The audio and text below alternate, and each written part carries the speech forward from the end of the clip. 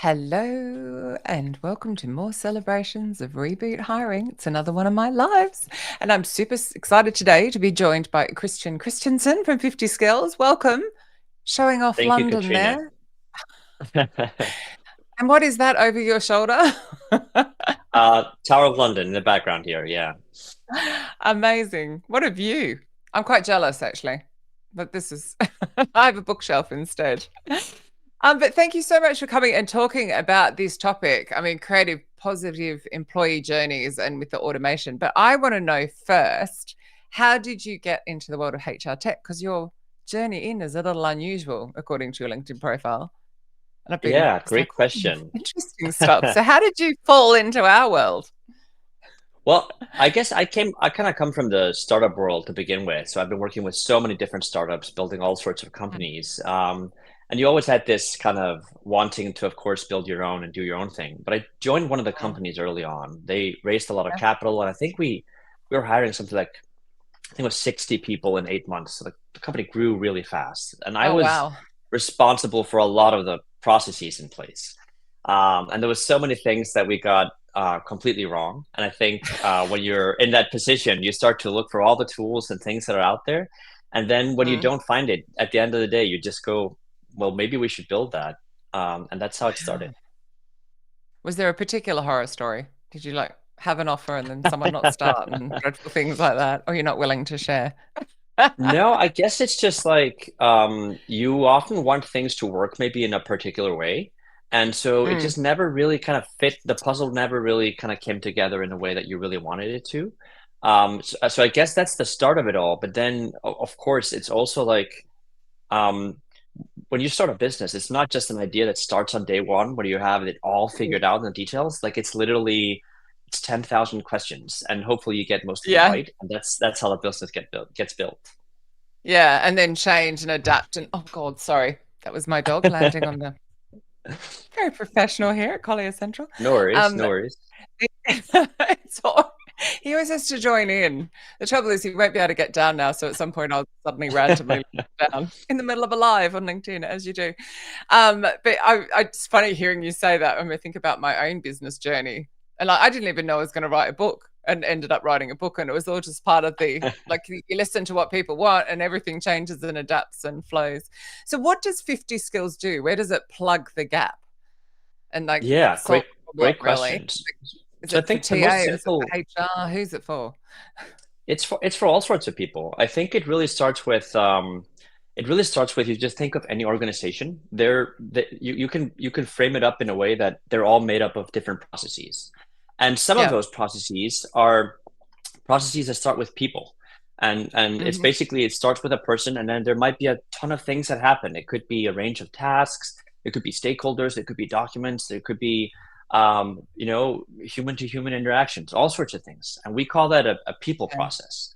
And so what Yeah. we do, we built a system where you can map up any type of people process, and sort of Cool. the same way you can think of it, like if you can map it up on a whiteboard, we're building that tool where you can actually kind of bring that to life, not just to visualize what it is and how it does, but That's clever. actually running it and seeing it work and seeing how everyone's kind of progressing through that. So it's kind of a different way of thinking about.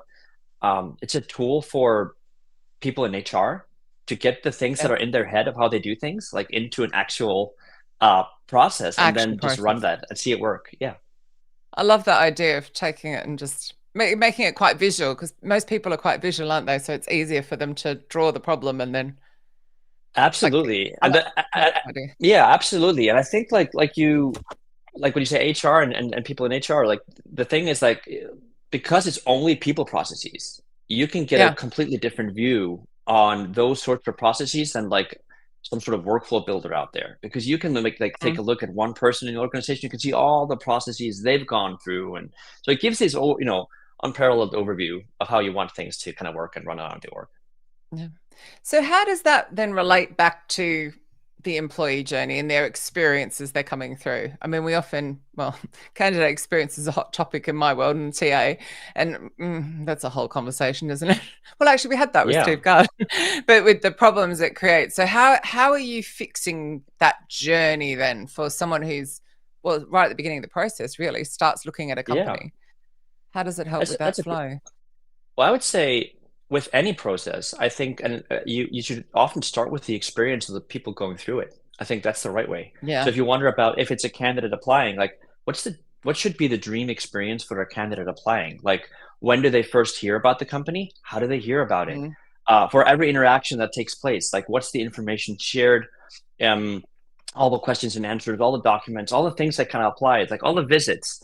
And I think this is a mixture of technical and human interaction to get that Yeah. experience right. But you need to map up kind of dream experience. And once you map that up, then you can kind of go to the whiteboard, sort of say, and say, okay, well, if this is the experience we want for them, then we need to have these things in place for that to really make that experience happen.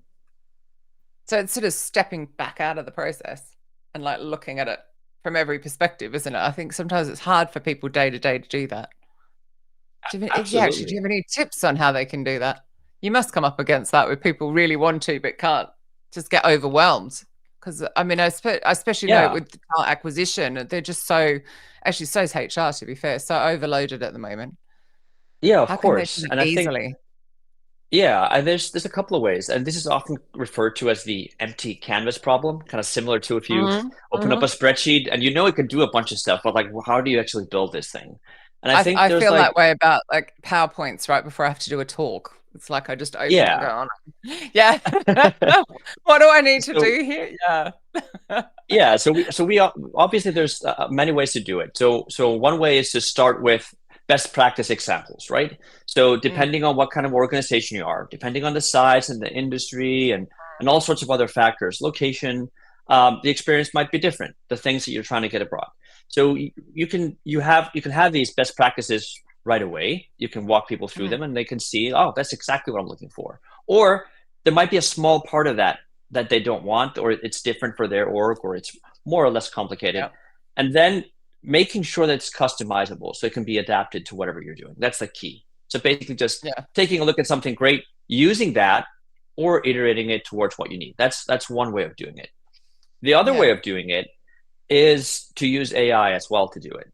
So Mm, we've kind of trained our we've trained an AI to basically be able to come up with suggestions.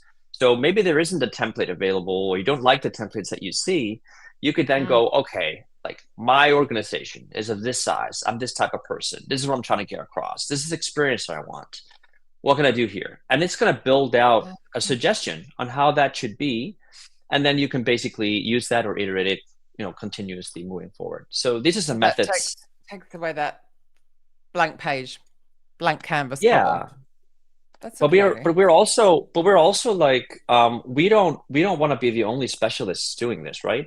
So we Hmm. are adding some highly requested functionality where people can actually share their own journeys with their peers. So imagine Oh, if I you love could that. build Yeah, so you could build whatever you think is greatest for your org. You could share that with another partner privately or publicly if you want to be really transparent about how you do things. Yeah. And then people can kind of take a look at that and say, look, I think we should do these steps differently.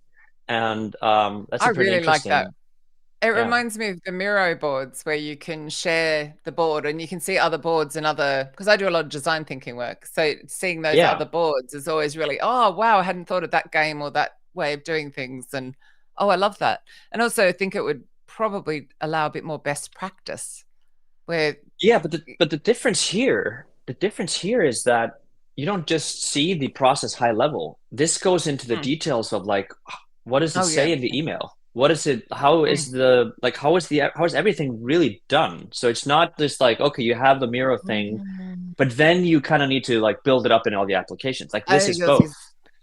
that's Yeah. very cool. God, that's time saving. Yes. It almost takes away, like, well, particularly if the AI is going to really help with that. And then I assume they can go in and change the templates and hype. Sorry, my jealous dog. Everything they He's want. been walked and fed. Yeah, I don't know if you can hear him. He's now crying. He's now I going to actually jump can't. off my desk. You I can't, no. can't hear him, but I'd love to see him if we get the chance. Yeah, yeah. I'm just going to see him for 1 second, just popping into the screen. Bless him. He's getting older, and he's always, because he's a spring, he's always sat up here on my desk. But now he's getting older. His back legs are just starting to be a bit. So it's like lift him off. So yeah, very professional.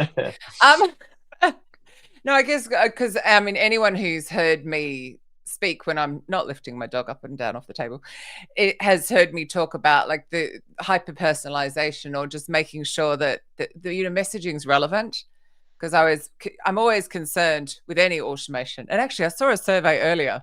Can't remember what the results were on it. Someone was actually saying, is it more personal or impersonal to have the automation in place? But I think it all depends about how it's written, and if you're making sure that it's not all me, and it's of interest to the reader. Well, so that I also they think stay like engaged.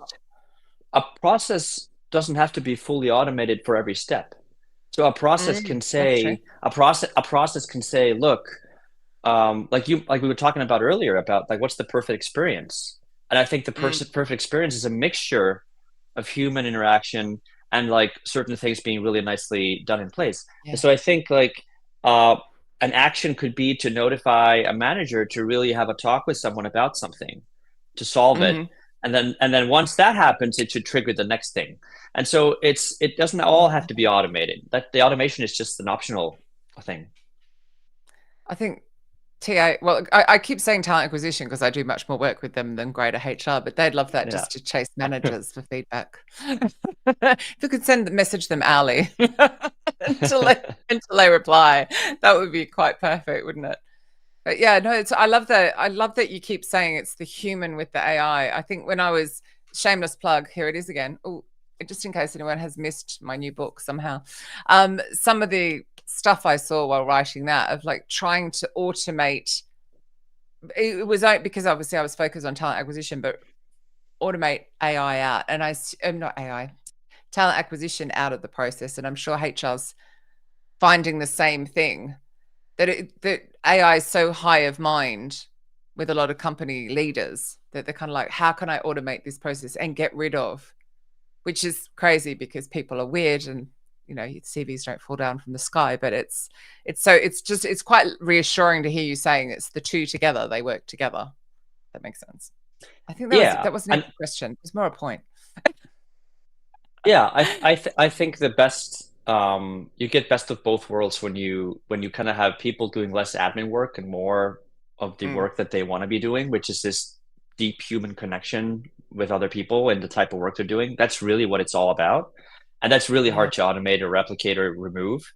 But like doing something that's, if you can explain how something is done in 1 minute, and then it's very easy to teach a machine to do that. And that should probably be something that gets more and more automated with AI and things. But once it becomes way more complex than that, it gets a little bit more tricky. Yeah, no, that's true. Now, I definitely wanted to talk to you about when we're talking about these employee journeys, the handover bit, which is always where I see it go wrong. So I did a survey of talent acquisition professionals a while back, and about a third of them stay involved through the pre-boarding and the onboarding of a new employee. I know that's a sweet spot for you, where you really help with that pre-boarding and all. How have you done that? How did that come about first and foremost? And have you got any success stories you can share where it's really made a difference?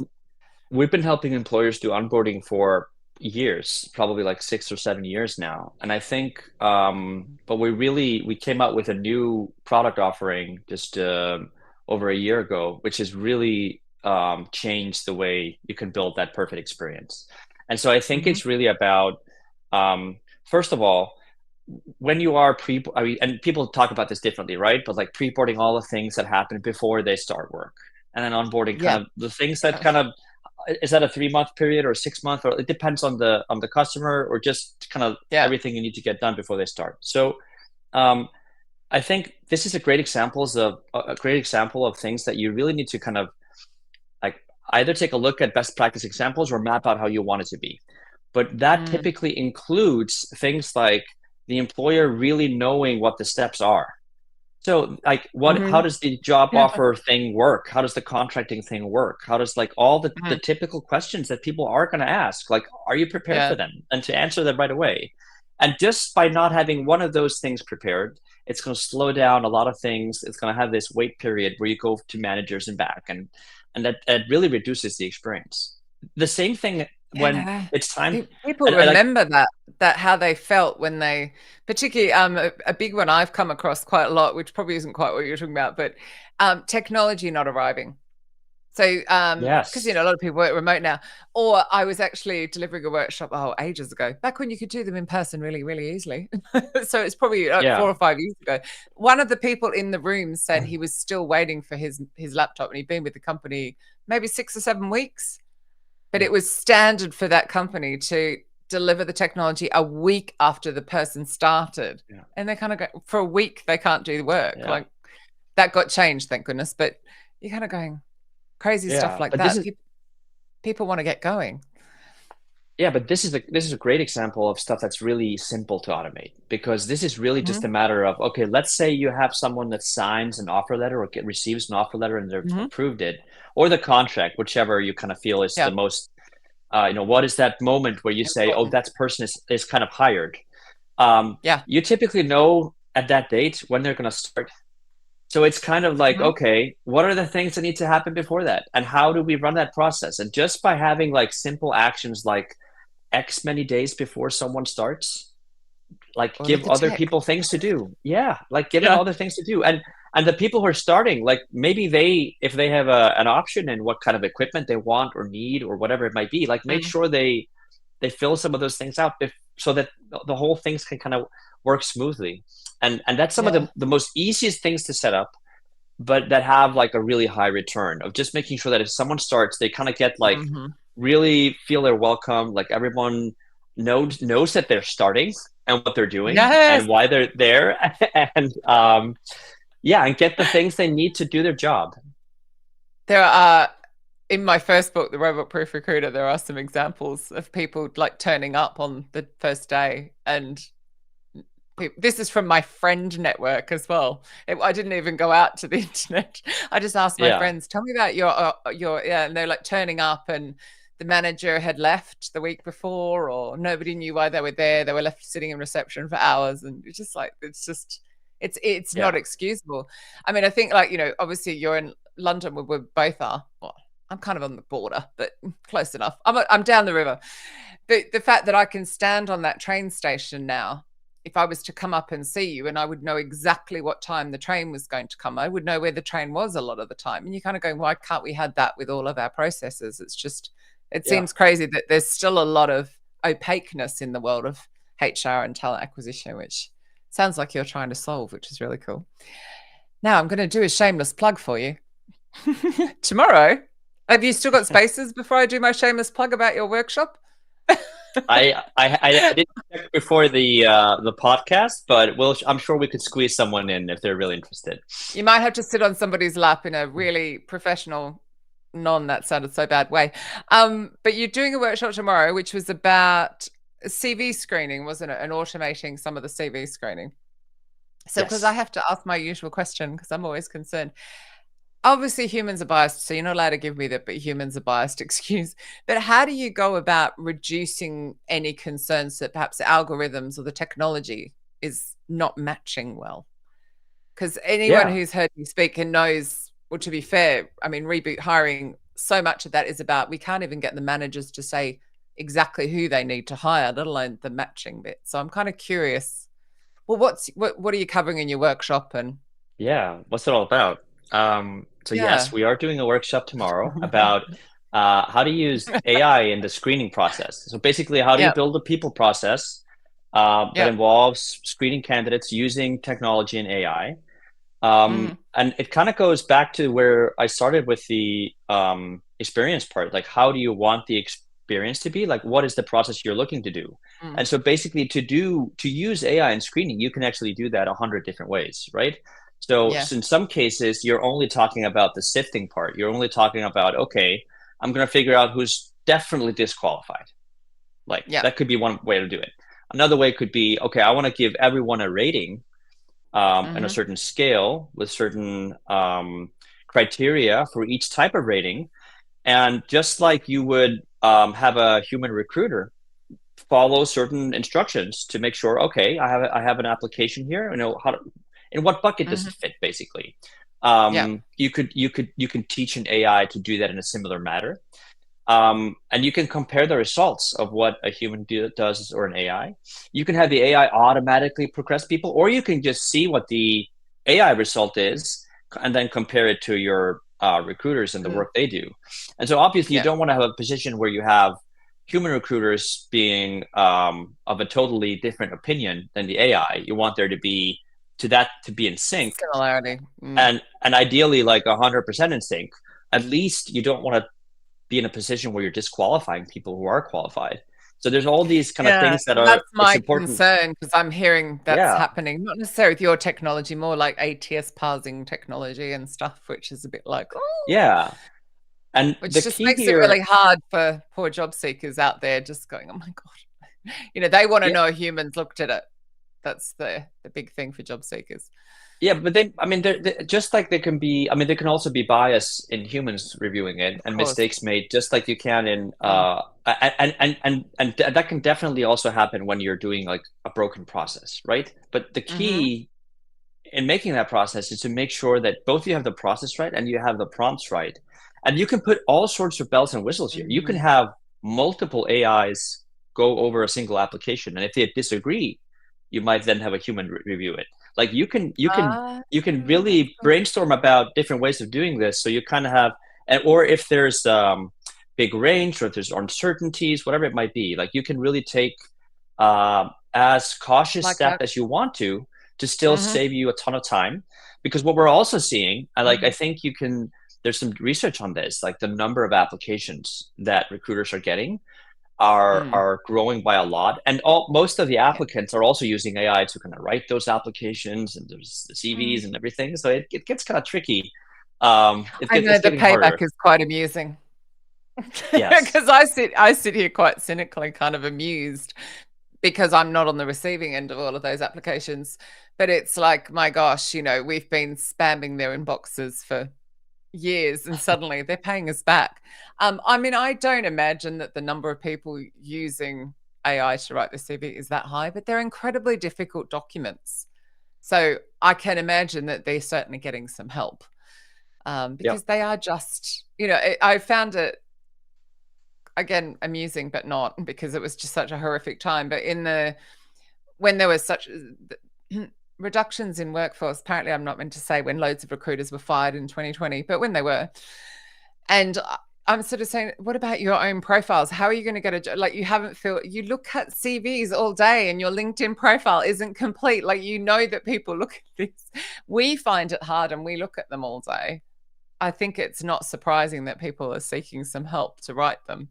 But you Yeah. are right about, the overload in applications. And I think that goes back to so much, again, I cover in Reboot Hiring about, doing a much better, I renamed it a recruitment alignment meeting, but an intake kickoff, whatever you'd like to call it, meeting with the manager to really know who you are hiring so that you can make that into a really accurate job advertisement, which hopefully will reduce the number of applications.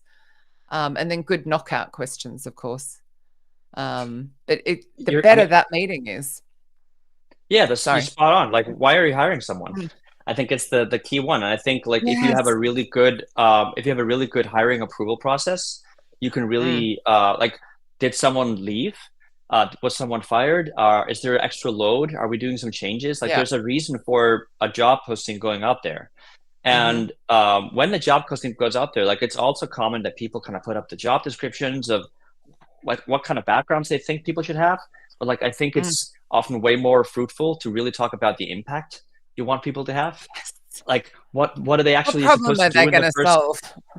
yeah, and What are in they coming one in to month do? or a year, what do you expect Yeah. them to do? And like I mean, once you have that defined, there might actually be people from different backgrounds that apply. Like it might not just be the engineer; it might be someone with a completely different set Mm. of things that could match that. So I mean, that description, be it job description, impact Mm. description, that plays a role, whether it's the recruiter or the AI that reviews Mm. it. Like that plays a huge role in what happens next. And I Mm. personally think that we're going to see a much bigger surge in the number of applications for each job. because I mean there are already services out there that are booming It's where you tools. can just yeah you can just sign up and it's going to apply for 100 jobs and it's going to notify you when you get that interview. So like Yeah. the automation is going to it's going to get to a place where it's going to be so costly to have people Mm. reviewing every single one, and having a human doing 100 a Yeah. day versus something else. It's tricky. I know there's a debate about it, but Yeah. it's still like it is a tricky thing. I mean, unless we're going to fix the beginning of the process, they're Yeah, going to still end up interviewing a lot of unsuitable people. Because it's exactly what you just said. Like, what problem are they coming yeah, in to solve? So that's a Steve Levy question. I always have to give credit. So in both my books, I talk about the questions of looking forward. You know, somebody's leaving and it's like, oh no, Christian's leaving. Oh my God, panic. Where's the job description? You know, and they just shake it off. Oh, here you go. That's a bit, that was 3 years ago when you started, and you've gained skills, and going forward, you need somebody else. There's different problems to solve. There's, and you know, different deadlines, deliverables, clients, whatever. And it's like that we need to spend more time looking forward. But I kind of like your processing, your process map idea, thinking, because I really query in here because I'm very sick of the over hiring and the over firing layoff cycle. yeah, There's human beings that we're screwing up their mental health here. And I talk very much about, like, I pretty well start with, and should you be hiring? Like, could we start there?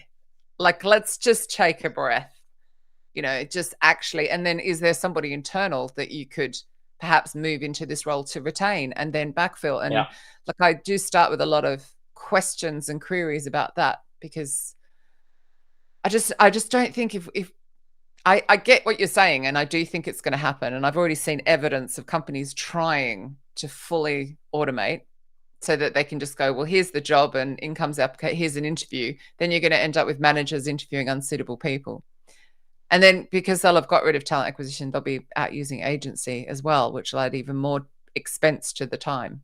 So it's going to be very interesting few years ahead, I think. Yeah, but I'm not suggesting that we should remove the human part of talking with people You're and not. interview. You're No, I'm not. not. But I'm saying I still think that's a huge has a huge part to play. Um, Absolutely. every process for every company is different, right? Like I've spoken with Mm, employers that are getting applications in the millions, right? And you're just mm. like you have it in the millions, and you have resources of maybe 10 or 20 people to solve it. Like what are you going to do? Like it's just a numbers game that doesn't add up. Yeah. And then you have smaller companies that are posting a job once a month, right? It's Mm, not like it's different how you want to tackle these things, and exactly. maybe going huge on automation there isn't the same thing that matters No. there.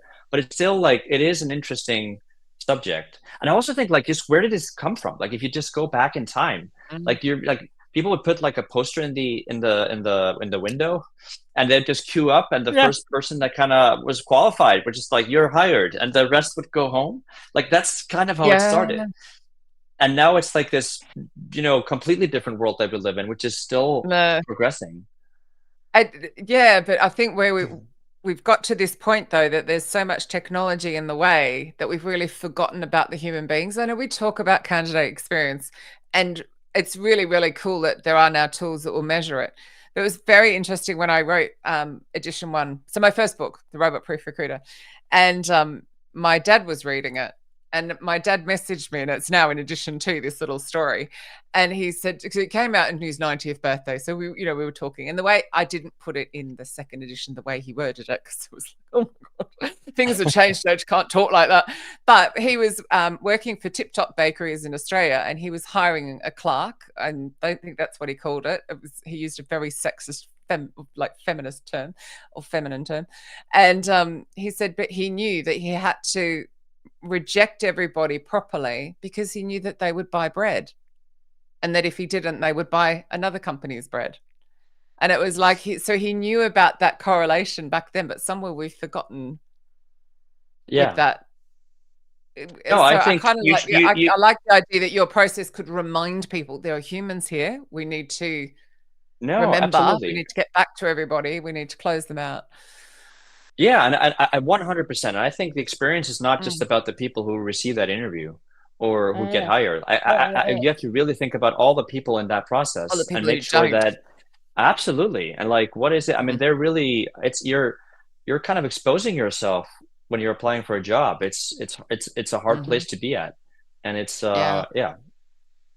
It's it's interesting. There's a lot of I hoped when talent acquisition went through it the first time in the 2020s, they'd come back with a lot more empathy and compassion for the people in it. But unfortunately, and I think it's a lot to do with the fact that the leaders see it as an admin and a cost center function, unfortunately.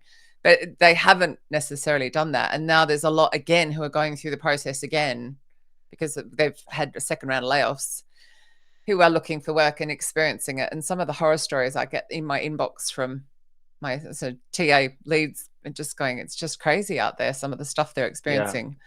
And it was the other thing I saw when I was actually again writing that second edition was a spreadsheet of someone, and she'd written every application, and she'd written ghosted as she'd not heard back from the application. A lot of us in TA think, oh, it's just those who interviewed, but it's like, no, to them, they just want closure. They want that. Did I Yeah. get the job or didn't I? So I love that you've just got a way to tackle that as well to Yeah. remind people. No, It's like, I think I, it's part of the whole, it's yeah, it's part of the whole process. I think it is. I mean, yeah. obviously every employer does these things differently, right? But Hmm. I think it's in the hiring process, like I think the employer branding part is huge. And it's also like it yeah, I mean you mentioned like people might not buy his bread. Like I think if it's a brand Yeah. that's known, if it's not like a small boutique B2B thing that you will never see again, like this could actually have meaningful business impact and all the Huge. things that can occur. Yeah. Yeah. Yeah. I mean, you do see, well, yeah. I mean, even CEO behavior on interesting social media sites is having sales impact. So people do Yes. make changes. I'm trying to be a little bit politically correct and not say what I'm trying to say. But people do go, oh, I'm not buying one of those now because of that behavior. So they Yeah. totally would choose not to purchase their products. Or even, and I still think it matters in the B2B space, it's just harder to measure. Because Yeah, if yeah. somebody goes, you'd be It like, matters in I'm never every going to space. recommend them. Yeah. Mm. Because you And don't I've know been in who this knows position. somebody. Yeah, sorry. Yeah, I mean, you. I mean, of course, there's like referrals and everything, but like I've been in the same Mhm. place. Like you meet someone who is just sort of deserving of whatever it is, and you try to help Mm. this person out. It's because Yeah. that's what happens when people meet. It's just like this interactivity that comes up, and you want certain things to move forward. So you try to push the energy you have towards that. Exactly. Makes sense. So what's next? What's next in your plans for the company? What problem are you wanting to tackle you're still tackling? That's a great question. So basically, for What's us on your the roadmap? yeah Your process. for me, the most exciting things are the best practices. And so basically, Mm, that's one of the things that's coming up for us. It's really to give our customers the ability to map up any process and then share it with others. Like I mentioned in the beginning, I think love that. this is actually a big game changer because I'm foreseeing that you can be in a place where you just have like library of all the best things that are out there, and you can kind of Hmm. have it in the I don't, you can think of it as a rating system, like you can buy Amazon products, Hmm. but like you can literally Yeah. see whatever industry, wherever it is, what's the kind of best practice here.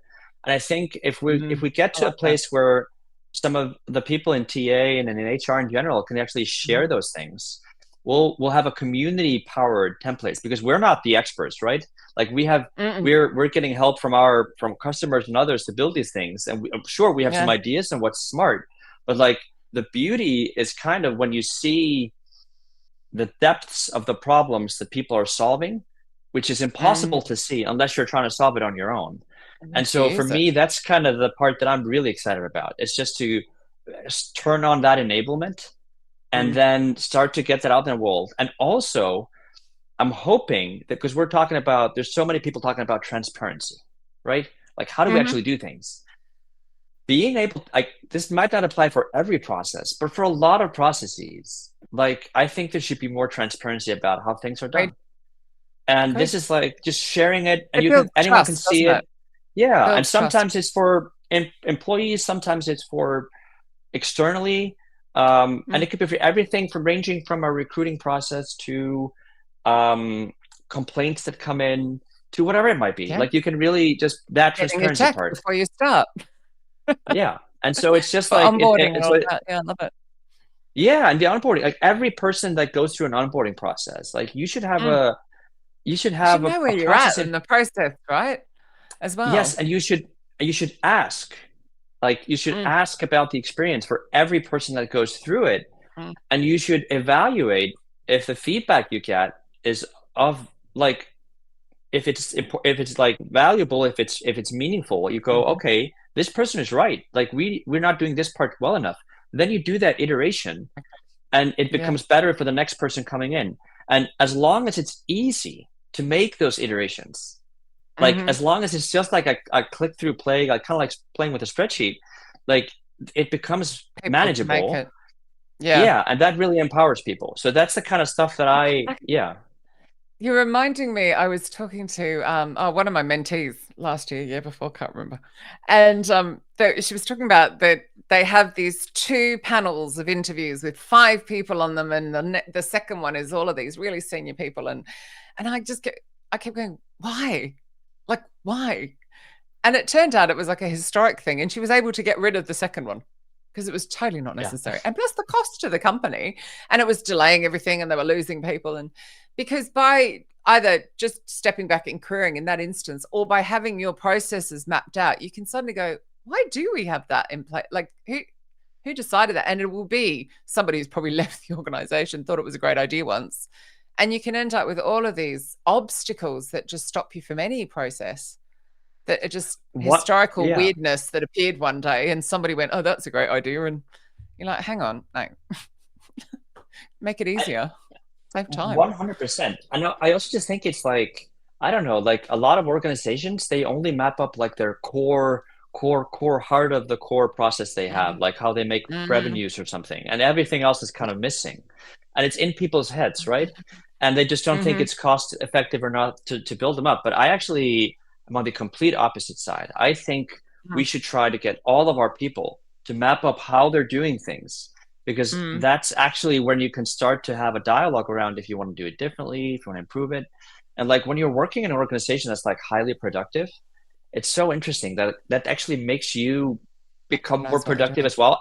And it's also more fun. Like it Mm. feels right. It's just like this feeling when you, like, I have this, you talk about horror stories. I had this story from a nurse at a hospital that whenever Mm-hmm. she would leave her shift, she would need to file out this paper and give it to this supervisor that she had. Did it for 10 years. Well, at some point, the supervisor left. Another supervisor came in, and the new supervisor would go, does anyone know where these papers, like what are we supposed to do with them? And they've just been filed up somewhere. And And nothing she'd happened spent with them. all this time And writing. it was like, I mean, this created this, people got angry, right? Like they're Yeah. being, people are trying to leave the shift. No, you can't. You need to fill out this paper form, whatever it might be. Like, Mm-hmm. so I think like often like, the work process might not be exciting, but like it comes down to experience and the what you do on a day-to-day basis. And I think it's, But yeah, from that, I like that kind of, to me, it creates a kind of psychological safety in the respect of, if everything's quite transparent, you know where you're at. And you also know yeah, that you can query because it's transparent, and there's that yeah, side. But you're also reminding me of that technology that failed just recently, and loads of computer systems went down, and there was like one person that knew how to fix it. You're getting away from that problem. Or it reminds me of the intercom system we have here in these flats, which is now out of date. And apparently yeah, there's like one engineer in the whole area who, the system's only 24 years old, but apparently there's one yeah, engineer in the whole of like Southeast London who could fix it if it went. And you're just like, that's insane. That information should be being passed down. But actually, with your yeah, nice, transparent process, somebody's off sick all of a sudden, or they have some emergency, somebody can step in and say, it's okay, we've got the process mapped. We know what's yeah, going on. yeah. So it just makes business sense, doesn't It does. it? It does. So best quick last minute best practice. Like what are your top tips for somebody who just wants to get this right, and they want to make their employee journeys better, and they want to, obviously, other Yeah. than signing up for It's 50 skills, after they've yeah, done that, what are the top tips? I'd say it's very simple. I know that people are busy, but I would still say like the key here is to Mm. start mapping up things how they are today. Just get an Yeah. understanding of what you're doing today. You Yeah, don't you're have to right. use like a system to it. You can just do a whiteboard or a book or whatever. Just like this is the core, like this is what I do, right? These are the processes that I kind of have, Love that. and that I work on every day. And Mhm. then you can start to do the next step, which is kind of interesting. Like, where are the pain points? Like, where do you feel you could do better? Hiring And managers. yeah, and do you have an idea of what Yeah. it would be that would make that better? And that's the starting ground. Like Mm. once you I have like these that. two in place, you can figure out if there's a tool out there that suits your needs, or if you need a Mm. tool at all. Like also like I hear automating 50 skills is things. very good. Yeah, I mean, I'm obviously biased here, but I'm just saying Really? like well, I mean, No, but whatever it it's is that you're true trying to. though. If you've solved a problem, be proud of it. God, It's a I think general it's important. it's a general good practice though to know what you're trying to Mhm. do and what it is that you think could go better. And until you have that Yeah. in place, like everything else is going to get really tough to do. Even if you have the best system in the world, Mm. like you still need to have those two elements in place. Mm. And surprisingly enough, people don't really do that often Mm. enough. And just by saying, okay, and then kind of breaking that down into milestones, like, okay, like, let's try to get this to this place before that time. Yeah. It just starts to really, and that's a really good start for whatever it is that you're working on, for whatever type of processes you have, Mm. for whatever Yeah. complexities, like generally just starting with Yeah. this is huge. But it's kind of funny. I'm going back to my father again, which is very odd. But he used to call it like a cover your butt book, and you've just reminded me of that because I think if again talent acquisition, they have a lot of challenges with people thinking CVs fly down from the sky, and that it's just really easy to get up people to apply. Blah, blah, blah.